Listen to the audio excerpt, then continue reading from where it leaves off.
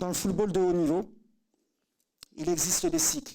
Alors, il y a beaucoup de gens qui ne vont pas comprendre, mais voilà, il y a des moments où la dynamique a besoin de nouveaux visages, d'une énergie différente, bien sûr, et d'un nouveau regard pour un nouveau sélectionneur. C'est pour ça qu'après avoir analysé cette situation, avec lucidité, puisque j'ai pris quand même un certain temps, je pense sincèrement que l'équipe avait besoin d'un nouveau souffle avant la Coupe du Monde, d'une nouvelle vision pour continuer à progresser et atteindre les objectifs ambitieux de notre nation. Aujourd'hui, ma décision de partir s'inscrit dans une logique d'évolution de cette équipe. Cette décision n'est pas un renoncement, au contraire, mais un choix réfléchi pour le bien de notre pays et de notre football. Aujourd'hui, je pars en laissant une équipe solide qui connaît sa valeur et n'a plus peur d'assumer ses ambitions. C'est une équipe décomplexée qui n'a plus peur de se frotter au plus grand.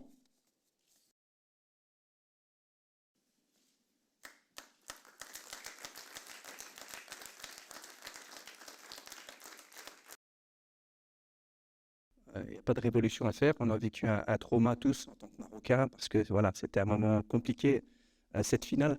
Mais je pense que ce qui est super important, c'est la continuité.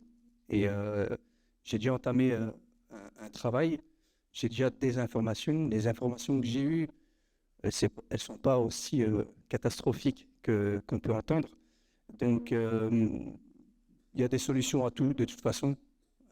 Si on ne trouve pas de solution, c'est qu'il n'y a pas de problème. Donc, moi, je suis assez confiant. Et comme je l'ai dit tout à l'heure, continuité, se baser sur ce qui est très solide, ce qui est convaincant et ce qui rassure aussi les joueurs.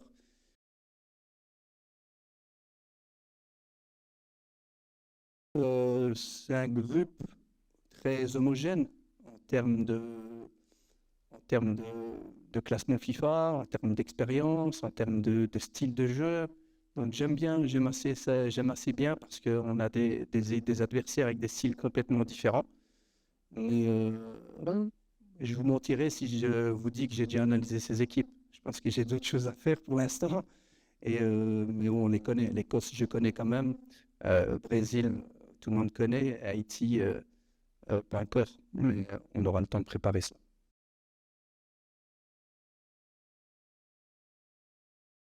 C'est pas juste dire à quel niveau on veut arriver. On veut être ambitieux.